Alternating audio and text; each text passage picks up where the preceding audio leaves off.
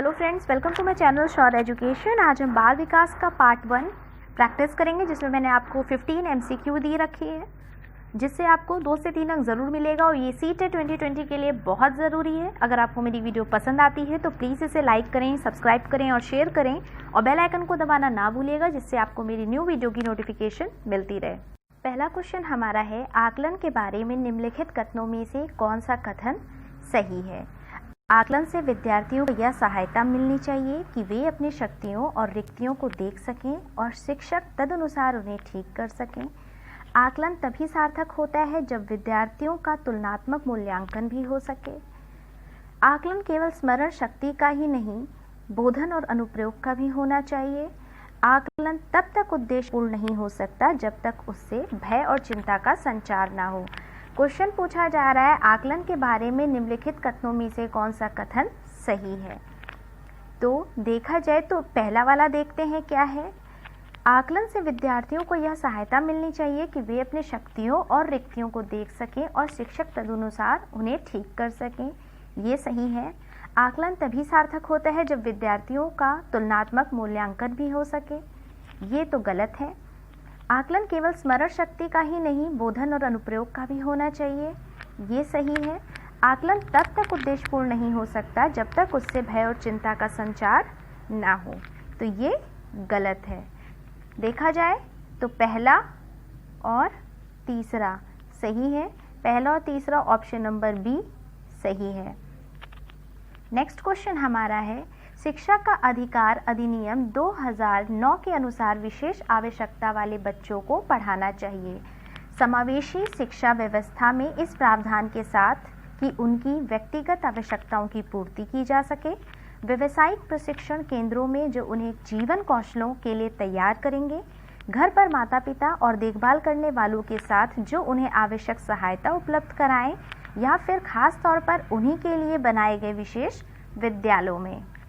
तो शिक्षा का अधिकार अधिनियम 2009 के अनुसार विशेष आवश्यकता वाले बच्चों को पढ़ाना चाहिए समावेशी शिक्षा व्यवस्थाओं में इस प्रावधान के साथ कि उनकी व्यक्तिगत आवश्यकताओं की पूर्ति की जा सके। ऑप्शन नंबर 1 सही है। नेक्स्ट क्वेश्चन है, जिस कक्षा कक्ष में विविध पृष्ठभूमि से विद्यार्थी आते हों, वहां एक प्रभावी शिक्षक सांस्कृतिक जानकारी की अनदेखी करेगा और एक सर्वमान्य तरीके से अपने सभी विद्यार्थियों के साथ व्यवहार करेगा। समान आर्थिक पृष्ठभूमि के विद्यार्थियों का समूह बनाएगा और उन्हें एक साथ रखेगा। कि वंचित पृष्ठभूमि के विद्यार्थियों को कठिन परिश्रम करने के लिए कहेगा ताकि वह अपने साथियों के बराबर पहुंच सके, या फिर समूह में व्यक्तिगत भिन्नता को बताने के लिए उनकी सांस्कृतिक जानकारी पर ध्यान देगा। तब पूछा है, जिस कक्षा कक्ष में विविध पृष्ठभूमि से विद्यार्थी आते हैं वहां प्रभावी शिक्षक को क्या करना चाहिए। समूह में व्यक्तिगत भिन्नता को बताने के लिए उनकी सांस्कृतिक जानकारी पर ध्यान देना चाहिए। इसलिए ऑप्शन नंबर 4 इसका सही हो जाएगा। नेक्स्ट क्वेश्चन है, संज्ञान और संवेग के बारे में निम्नलिखित कथनों में से कौन सा कथन सही है। संज्ञान संवेगों को प्रभावित करता है किंतु संवेग संज्ञान को प्रभावित नहीं करता। संवेग संज्ञान को प्रभावित करते हैं किंतु संज्ञान संवेग को प्रभावित नहीं करता। संज्ञान और संवेग परस्पर जुड़े हैं और एक दूसरे को प्रभावित करते हैं। संज्ञान और संवेग एक दूसरे से स्वतंत्र प्रक्रियाएं हैं। पहले हम जान लेते हैं कि संज्ञान और संवेग का अंतर क्या होता है। तो संज्ञान शब्द का मतलब होता है हस्तक्षेप करना, हस्तक्षेप। और संवेग का क्या मतलब होता है। संवेग का मतलब हो जाता है घबराहट। अब हम जान लेते हैं कि इसका आंसर क्या होगा। तो इसका आंसर हो जाएगा ऑप्शन नंबर सी, संज्ञान और संवेग परस्पर जुड़े हैं और एक दूसरे को प्रभावित करते हैं। ये जो हस्तक्षेप होने से जो घबराहटें होती हैं, संज्ञान और संवेग ये दोनों परस्पर जुड़े हुए हैं, इसीलिए ये एक दूसरे को प्रभावित करते हैं। नेक्स्ट क्वेश्चन हमारा है, विविध शिक्षार्थियों वाली एक समावेशी कक्षा में सहयोगी अधिगम और समवयस्कों से सीखना क्या है। सक्रिय रूप से प्रोत्साहित किया जाना चाहिए जिससे समर्थकों की स्वीकार्यता बढ़े। कार्यान्वित नहीं किया जाना चाहिए और विद्यार्थियों को क्षमताओं के अनुसार अलग अलग किया जाना चाहिए। केवल कभी कभी ही प्रयोग किया जाना चाहिए क्योंकि यह सहपाठियों से तुलना को बढ़ावा देता है। सक्रिय रूप से निरुत्साहित किया जाना चाहिए और प्रतियोगिता को बढ़ावा देना चाहिए। अब क्वेश्चन क्या पूछ रहा है कि विविध शिक्षार्थियों वाली एक समावेशी कक्षा में सहयोगी अधिगम और समवयस्कों से सीखना क्या है? तो इसका आंसर हो जाएगा ऑप्शन नंबर ए, सक्रिय रूप से प्रोत्साहित किया जाना चाहिए जिससे समर्थकों की स्वीकार्यता बढ़े। नेक्स्ट क्वेश्चन है, एक शिक्षिका अपनी कक्षा में विविधता को संबोधित कर सकती है भिन्नताओं को स्वीकार करके और उसे महत्व देकर। बच्चों की सामाजिक सांस्कृतिक पृष्ठभूमि का शिक्षा शास्त्रीय संसाधन के रूप में प्रयोग कर विभिन्न अधिगम शैलियों को समायोजित करके या फिर मानक निर्देश देकर और निष्पादन हेतु सर्वमान्य मानदंड निर्धारित करके। अब देखते हैं, तो भिन्नताओं को स्वीकार करके और उसे महत्व देके, ये भी सही है। पहला वाला भी हमारा सही है। बच्चों की सामाजिक सांस्कृतिक पृष्ठभूमि का शिक्षा शास्त्रीय संसाधन के रूप में प्रयोग करके, ये भी सही है। विभिन्न अधिगम शैलियों को समायोजित करके, ये भी सही है। मानक निर्देश देकर और निष्पादन हेतु सर्वमान्य मानदंड निर्धारित करके, ये वाला गलत है। तो पहला, दूसरा और तीसरा सही है, तो इसका ऑप्शन नंबर बी सही हो जाएगा। नेक्स्ट क्वेश्चन हमारा है, कोई शिक्षिका अपनी कक्षा में फर्नीचर को तीखी धार वाले किनारों को रुई से ढका रखने को कहती है और छुओ तथा अनुभव करो वाले सूचना पट्टों का उपयोग करने को कहती है। वह किस वर्ग के विशेष शिक्षार्थियों की आवश्यकता पूर्ति करने का प्रयास कर रही है?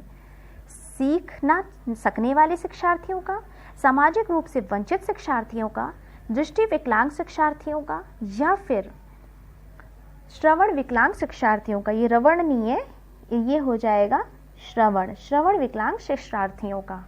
तो अगर वो कह रही है शिक्षिका कि कक्षा में फर्नीचर को तीखीदार वाले किनारों को रुई से ढकने को कह रही है और कहती है छुओ और फिर अनुभव करो, तो इसका क्या मतलब है? वो दृष्टि विकलांग शिक्षार्थियों की बारे में बात कर रही है।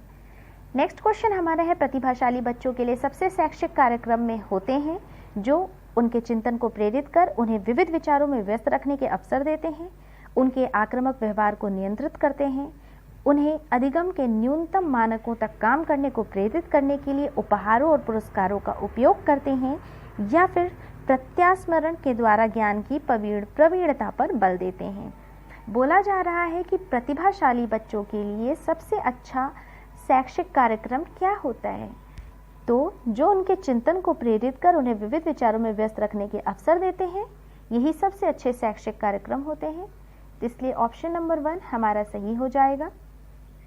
विद्यार्थी एक ही अवतरण को पढ़ते हैं, दो विद्यार्थी एक ही अवतरण को पढ़ते हैं फिर भी इसके बिल्कुल भिन्न अर्थ लगाते हैं, उनके बारे में निम्नलिखित में से क्या सत्य है? संभव है क्योंकि व्यक्ति के अधिगम को विविध कारण विभिन्न विधियों से प्रभावित करता है। संभव नहीं है क्योंकि अधिगम का आशय अर्थ लगाना नहीं है। संभव नहीं है और विद्यार्थियों को उसे दोबारा पढ़ना चाहिए। संभव है क्योंकि शिक्षा के अवतरण को समझाया नहीं है। तो बोला है कि दो विद्यार्थी एक ही अवतरण को पढ़ते हैं फिर भी इसके बिल्कुल भिन्न अर्थ लगाते हैं, तो ये संभव है क्योंकि व्यक्ति के अधिगम को विविध कारण विभिन्न विधियों से प्रभावित करते हैं, इसलिए इसका ऑप्शन नंबर 1 सही है। नेक्स्ट क्वेश्चन हमारा है, राष्ट्रीय पाठचर्या की रूपरेखा 2005 के अनुसार अधिगम अपने स्वभाव में किससे और किससे है? निष्क्रिय सामाजिक से, सक्रिय सरल, सक्रिय सामाजिक या निष्क्रिय सरल? तो इसका आंसर हो जाएगा ऑप्शन नंबर 3 सक्रिय सामाजिक। राष्ट्रीय पाठ्यचर्या की रूपरेखा 2005 के अनुसार अधिगम अपने स्वभाव में सक्रिय और सामाजिक है। ये क्वेश्चन बहुत इंपॉर्टेंट है, इसलिए इसे अच्छे से पढ़ लीजिए। नेक्स्ट क्वेश्चन हमारा है, विकास की प्रक्रिया कभी समाप्त नहीं होती, यह विचार किससे जुड़ा हुआ है? निरंतरता के प्रिंसिपल से, एकीकरण के सिद्धांत से, बातचीत के सिद्धांत से या परस्पर संबंध के सिद्धांत से? तो ये जो विकास की प्रक्रिया है ये कभी समाप्त नहीं होती और यह विचार किससे जुड़ा है? निरंतरता के प्रिंसिपल से, इसलिए ये ऑप्शन नंबर 1 सही हो जाएगा।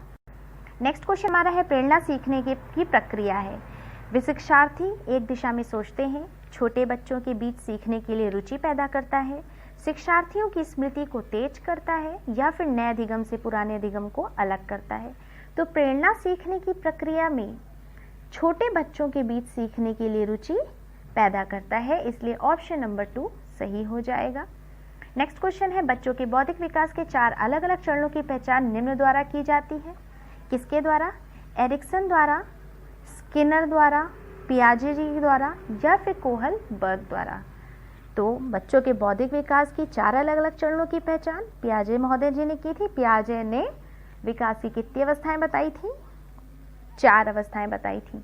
कौन कौन सी? इंद्रिय जनित गामक अवस्था, पूर्व संक्रियात्मक अवस्था, मूर्त संक्रियात्मक अवस्था और औपचारिक या अमूर्त संक्रियात्मक अवस्था। नेक्स्ट क्वेश्चन है, वह चरण जिसमें कोई बच्चा तार्किक रूप से वस्तुओं और घटनाओं के बारे में सोचना शुरू करता है। क्वेश्चन को ध्यान से पढ़िएगा। पूर्व संचालन चरण जो कि 2 से 7 वर्ष का होता है, मूर्त परिचालन अवस्था जो कि 7 से 11 वर्ष का होता है, शैशवावस्था जो जन्म से 2 वर्ष की होती है, या फिर औपचारिक परिचालन चरण जो कि 11 वर्ष या 11 से ऊपर के लिए होती है। क्वेश्चन पूछा जा रहा है कि वह चरण जिसमें कोई बच्चा तार्किक रूप से वस्तुओं और घटनाओं के बारे में सोचना सीखता है, यानी कि वस्तुओं को देखता है तो वो सोचता है कि आखिर ये क्या चीज़ है, उसके बारे में सोचता है, या फिर उसके सामने कोई घटना होती है, मान लीजिए कोई एक्सीडेंट हो गया तो वो सोचता है। तो ये कब होता है उसके साथ? तो ये मूर्त परिचालन अवस्था में होता है जो कि अवस्था 7 से 11 वर्ष की होती है, इसलिए ऑप्शन नंबर 2 इसका सही हो जाएगा। नेक्स्ट क्वेश्चन हमारा है, निम्नलिखित में से कौन एक बुद्धिमान युवा बच्चे का संकेत नहीं है? वह जो अमूर्त तरीके से सोचता है, वह जो अपने आप को एक नए वातावरण में समायोजित कर सकता है, वह जो बहुत जल्दी निबंध लिखने की क्षमता रखता है, या जो धारा प्रवाह और उचित रूप से संवाद करने की क्षमता रखता है। देख लेते हैं, पूछा है कि कौन एक बुद्धिमान युवा बच्चे का संकेत नहीं है? वह जो अमूर्त तरीके से सोचता है, ये तो संकेत है, तो ये ऑप्शन गलत हो जाएगा। वह जो अपने आप को एक नए वातावरण में समायोजित कर सकता है, ये भी सही है क्योंकि बुद्धिमान युवा बच्चा ऐसा कर सकता है, तो इसमें पूछा है संकेत नहीं है, तो ये भी गलत हो जाएगा। वह जो बहुत जल्दी निबंध लिखने की क्षमता रखता है, ये हो सकता है क्योंकि जो बहुत जल्दी निबंध लिखने की क्षमता रखता है वो रट्टू भी तो हो सकता है। चलिए, ये अगर देखा जाए सही है तो हम चौथा भी देख लेते हैं कि जो धारा प्रवाह और उचित रूप से संवाद करने की क्षमता रखता है, ये भी सही है, बुद्धिमान युवा बच्चा ये भी सकता है, इसलिए ये गलत है। इसलिए वह जो बहुत जल्दी निबंध लिखने की क्षमता रखता है वो देखा जाए तो वो रट्टू तोते की कैटेगरी में आता है, तो ये एक बुद्धिमान युवा बच्चे का संकेत नहीं है, इसलिए इसको ऑप्शन नंबर 3 सही हो जाएगा। फ्रेंड्स, अगर आपको मेरी वीडियो पसंद आती है तो प्लीज़ इसे लाइक करिए, सब्सक्राइब करिए और शेयर कीजिए, और बेल आइकन को दबाना मत भूलिएगा जिससे आपको मेरी न्यू वीडियो की नोटिफिकेशन मिलती रहे।